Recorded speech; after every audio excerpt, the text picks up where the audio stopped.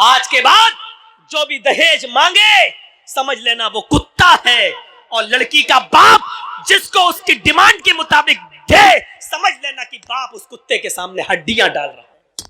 کہہ دیا میں نے جو کہنا تھا، چاہے امیر کی بیٹی ہو، چودھری کی ہو، سرمایہ کار کی ہو، ایم ایل اے کی ہو، ایم پی کی ہو، کوئی بھی ہو، یہ میری کرسی ہے، یہ میری امانت ہے، میں اس میں خیانت نہیں کرنا چاہتا۔ جو سچائی تھی وہ میں نے بیان کر دیا ہے۔ میرے بھائیوں، معاشرے میں اس کو کون سمجھے گا، کون اس سے عبرت حاصل کرے گا؟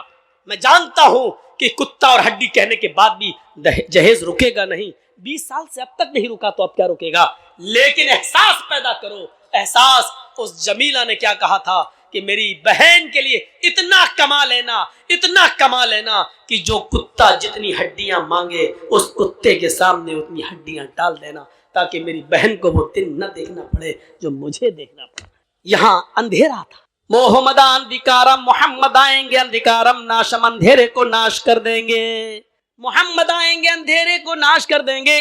واچ بھوپرتی پریبڑا مایا مد وشاردا، تب دیو مہاراج ممد ستما گیتا مرموچھشٹ سمنجیاتی تتا تت پشی بھونر اتی شروتوا تھا درشٹا پرم بسمے ماگیتا چتربھراتر دیو کرشامی کرچیم بھونتو باندھوا دیوا سواشینا اترشتا شرم شودھاری سدوشکا اچلاپی لنگچھیدین سر بچو متو مم مسلینیو سنسکارا۔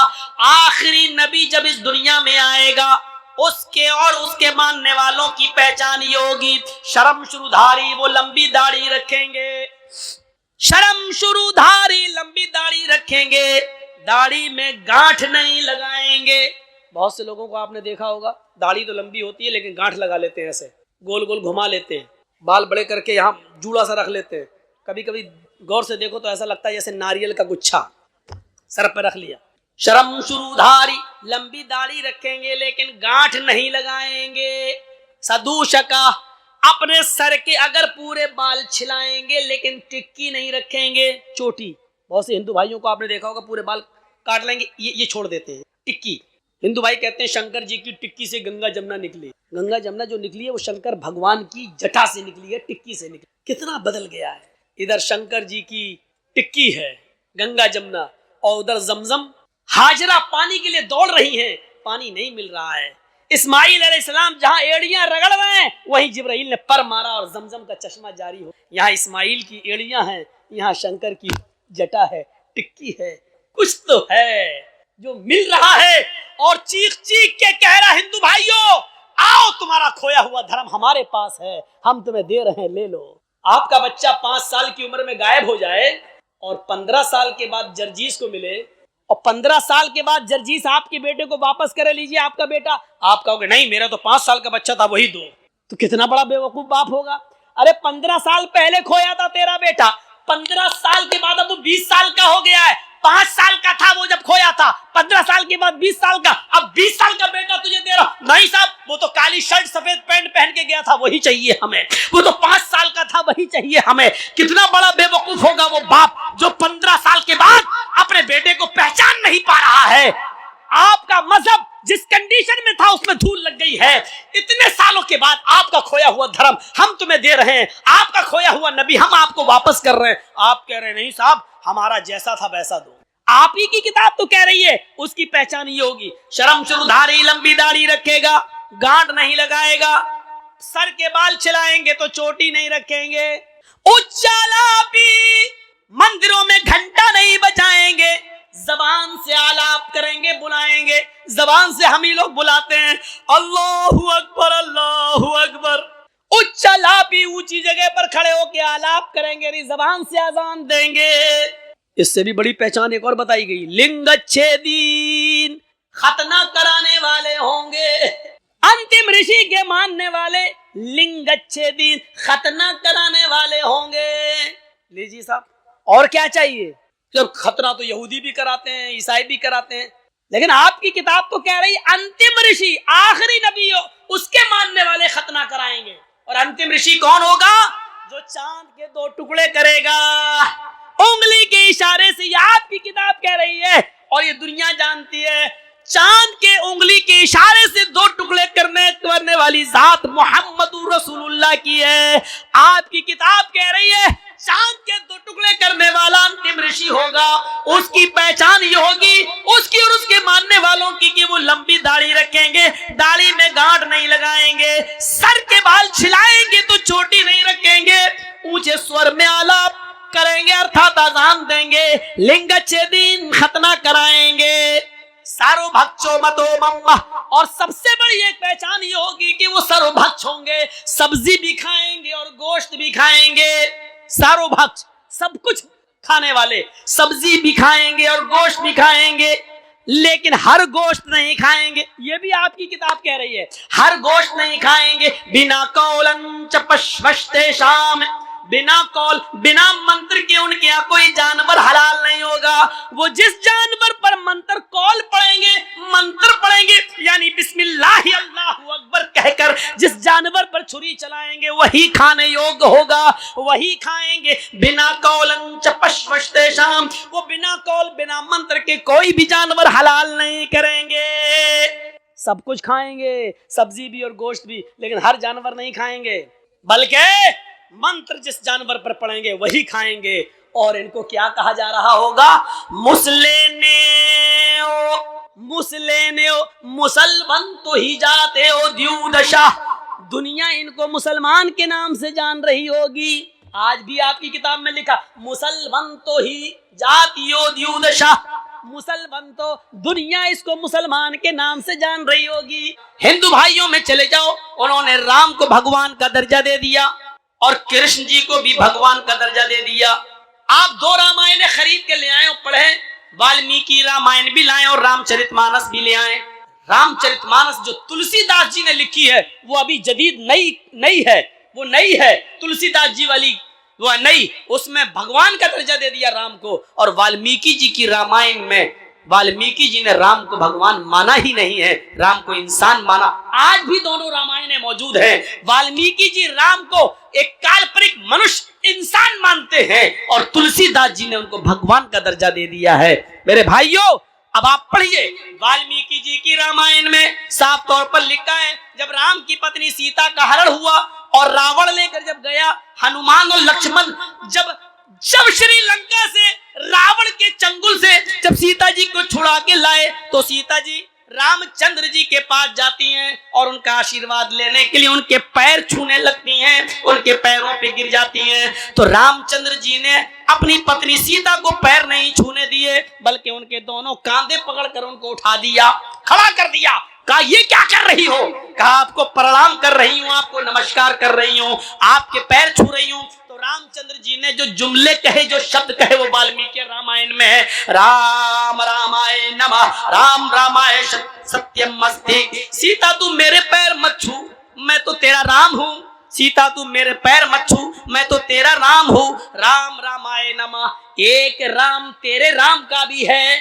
ایک رام تیرے رام کا بھی ہے، رام رامائے نمہ، سیتا تو اس کے سامنے سر جھکا جو تیرے رام کا رام ہے، یعنی ایک اللہ کے سامنے سر جھکا، رام رامائے ستیم مستی، اس لیے کہ رام کا ہی رام سچا ہے، رام رامائے نمہ، اس لیے کہ رام کا ہی رام سچا ہے۔ یہ سیتا جی کو رام چندر جی نے کہا، جو والمیکی رامائن میں آج بھی موجود ہے، رام چندر جی نے اپنے پیر نہیں چھونے دیے۔ اسلام کیا کہتا ہے؟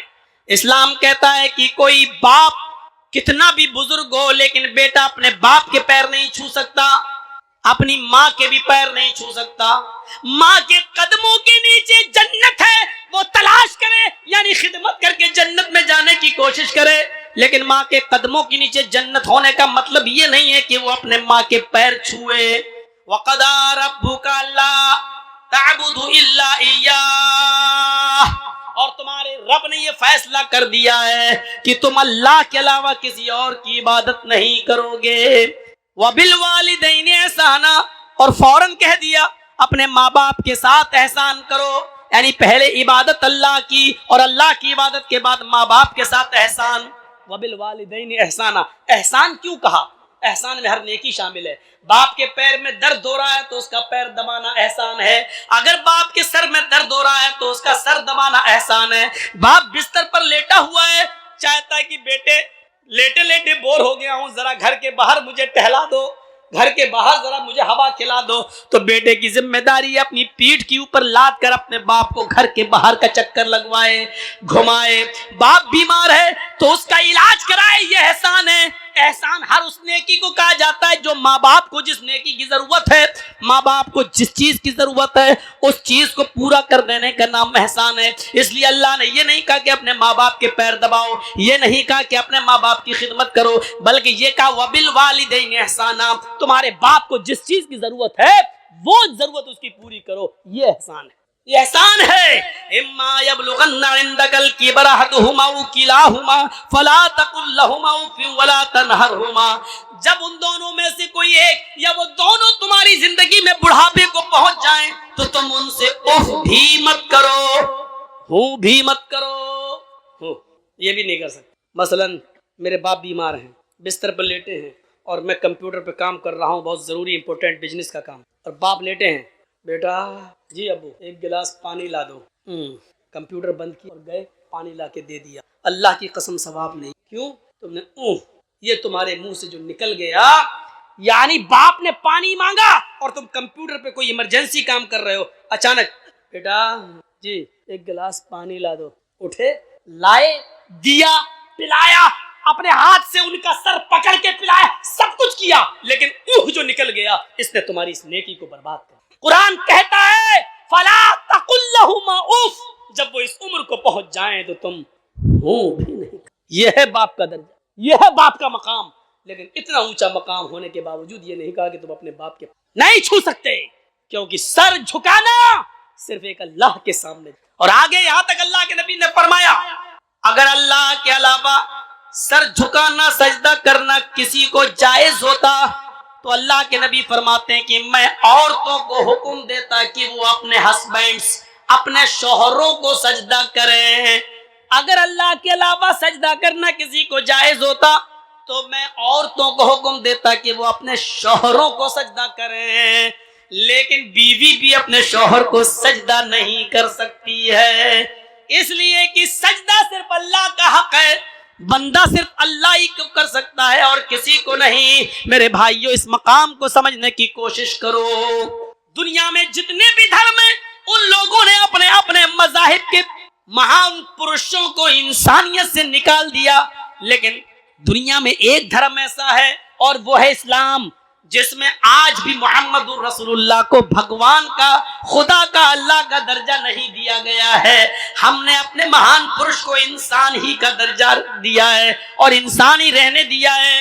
قرآن چیخ کر اعلان کرتا ہے قل انما انا بشر مثلکم، اے نبی کہہ دو کہ میں تمہاری طرح کا ایک بشر ہوں، کہہ دو کہ میں تمہاری طرح کا ایک انسان ہوں، تم چلتے پھرتے ہو میں بھی چلتا پھرتا ہوں، تم اڑتے بیٹھتے ہو میں بھی اڑتا بیٹھتا ہوں، تم شادی بیاہ کرتے ہو میں نے بھی شادی بیاہ کی ہے، تمہارے ماں باپ دادا پردادا تھے تمہارے بھی ماں باپ دادا پردادا تھے، تمہیں بچے تھے تمہارے بچے تو میرے بھی بچے تھے، تمہیں بخار آتا ہے سر میں درد ہوتا ہے دکھ اور غم پہنچتا ہے، مجھے بھی بخار آتا ہے سر میں درد ہوتا ہے دکھ اور درد ہمیں بھی پہنچتا ہے، خوشی ہمیں بھی پہنچتی ہے۔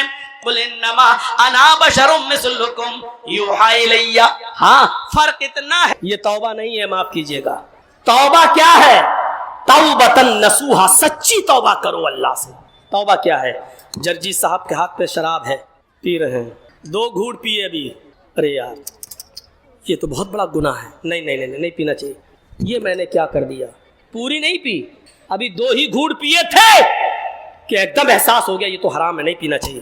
پہلی چیز شرمندگی ہونی چاہیے، یہ میں نے کیا کر دیا، اللہ یہ مجھ سے بہت بڑا جرم ہو گیا ہے۔ ہم صرف شراب کی بات کر رہے ہیں، چوری پر بھی یہی ڈیپینڈ، کسی لڑکی کے ساتھ غلط کام کرنے جا رہے ہیں اس وقت بھی یہی چیز، مطلب ہر پاپ کے وقت یہ تصور آنا چاہیے میں نے ایک گناہ لیا ہے کیونکہ وہ ہمارے سماج میں زیادہ چل رہا ہے۔ اب سوچئے کوئی بھی گناہ آپ کر رہے ہیں، کرنے کے ارے یہ پہلی چیز ندامت سمجھتے ہیں، شرمندگی، لجا، لاج ہونی چاہیے، یہ ہم نے کیا کر دیا، اوف نہیں، پہلی چیز لاج، نہیں پینا چاہیے تھا، پہلی چیز۔ دوسری چیز ہٹاؤ، اب آج کے بعد ہاتھ نہیں اس کو میں نے چھوڑ دیا، یہ شراب کی بوتل آدھی بچی ہے، ارے یار میں نے تو خریدی تھی 100 روپے میں، ابھی تو مشکل سے 20 روپے کی پی ہوگی، ابھی تو 80 روپے کی باقی ہے، چلو آج پی لیتے پھر نہیں پیے، نہیں اسی وقت چھوڑو، یہ دوسری چیز۔ یہ دوسری چیز اسی وقت چھوڑو. چھوڑ دیا, نہیں پئیں, پھینک دیا. دو چیزیں, پہلی چیز لاج, شرمندگی نہیں بہت غلط کام ہوا ہے, اس پہ لاج ہوئی. دوسری چیز چھوڑ دو, فوراً اسی وقت چھوڑ دو. اور تیسری چیز, اے اللہ میں پرومس کرتا ہوں, میں وعدہ کرتا ہوں, آج کے بعد اب میں شراب کو کبھی نہیں پیوں گا پوری زندگی. یہ تیسری چیز. یہ کون سی توبہ ہے یار؟ آج شراب پی لو, شام کو کہہ دو اللہ مجھے معاف کر دے, صبح ہو گیا پھر شراب پی لو, شام کو پھر سونے جاؤ اللہ مجھے معاف کر دے. یہ توبہ نہیں ہے, یہ مذاق ہے توبہ کا. یہ اللہ کے ساتھ کھیل ہے, ہنسی ہے اور مذاق ہے. آپ نے اللہ کو کیا سمجھ رکھا ہے؟ اس سے مذاق کرو گے تم, اللہ کے ساتھ کھلواڑ کرو گے تم, شریعت کے ساتھ مذاق اڑاؤ گے ہمارا. میرے بھائیوں, ایسا مذاق پسند نہیں ہے, نہ اللہ کو نہ اس کے رسول کو.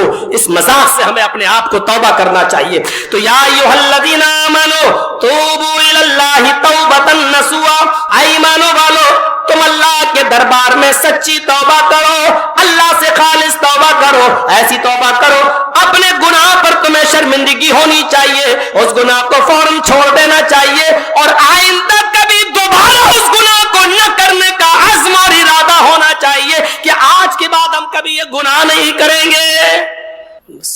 آپ کو بھی دینا ہے لائیے, ماشاء اللہ, یہ تو بڑی 100 کے ہیں, ہم تو سمجھ رہے تھے 500 کے.